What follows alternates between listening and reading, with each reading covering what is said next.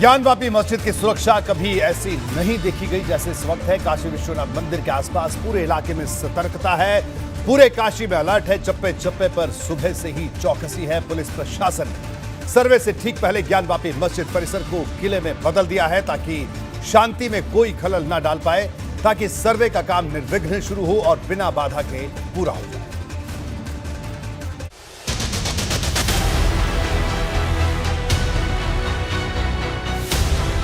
ज्ञानवापी मस्जिद पर पूरे देश की निगाहें टिकी हैं।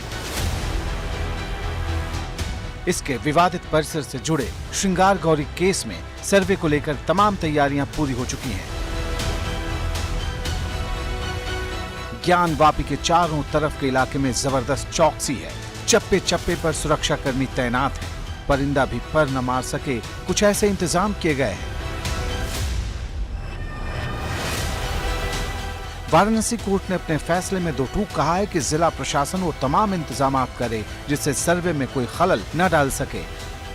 कोर्ट ने यह भी कहा है कि अगर कोई सर्वे को रोकने की कोशिश करता है तो उस पर फौरन एफआईआर दर्ज की जाए, फौरन सख्त एक्शन लिया जाए। यह भी कहा है कि कहीं कोई ताला लगा दे तो जिला प्रशासन को ताला तुड़वाने का भी कोर्ट ने अधिकार दे दिया है। यानी भूल चूक लेनी देनी की कोई गुंजाइश इस मामले में नहीं है। जो कमीशन की कार्रवाई है वो 8 से 12 तक शुरू कराने के लिए कहा गया है। वो कमीशन की कार्रवाई शनिवार को शुरू होगी। उसी कमीशन की कार्रवाई को लेके पक्षकारों को बुलाया गया था कि जो कमीशन की कार्रवाई है उसके दौरान सारे कोऑपरेट करें और शहर में शांति व्यवस्था बनाए रखें। उसी की बड़ी सौहार्दपूर्ण मीटिंग हुई है और उसमें शांति का संदेश काफ़ी पक्षकारों के द्वारा प्रसारित भी किया गया है। शांति में भी कहीं व्यवधान हमको लग रहा है कि नहीं आना है। जो माहौल बनाया जा रहा है इस माहौल में कहीं दम नहीं है और माहौल कहीं खराब नहीं है। सारे पक्ष, सारा देश चाहता है कि शांतिपूर्ण और सौहार्द ढंग से इसका निपटारा हो जाए। इसलिए ये जो माहौल बनता है कि माहौल ख़राब हो जाएगा, ऐसा कहीं कुछ नहीं। सारे पक्ष, चाहे हिंदू हो मुसलमान हो, शांति प्रिय हैं और ये शांति से चाहते हैं ये रोज़ का जो विवाद चल रहा है ये ख़त्म हो और आगे देश आगे बढ़े, विकास बढ़े। सबका प्रयास यही है।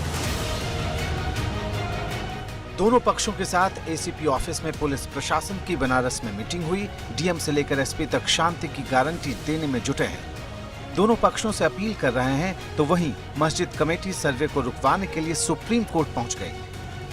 लेकिन देश की सबसे बड़ी अदालत ने कहा कि बिना पेपर देखे सर्वे पर रोक की मांग पर फैसला नहीं लिया जा सकता। वाराणसी कोर्ट के आदेश पर रोक लगाने की मांग करते हुए सुप्रीम कोर्ट में यह याचिका दाखिल की गई है।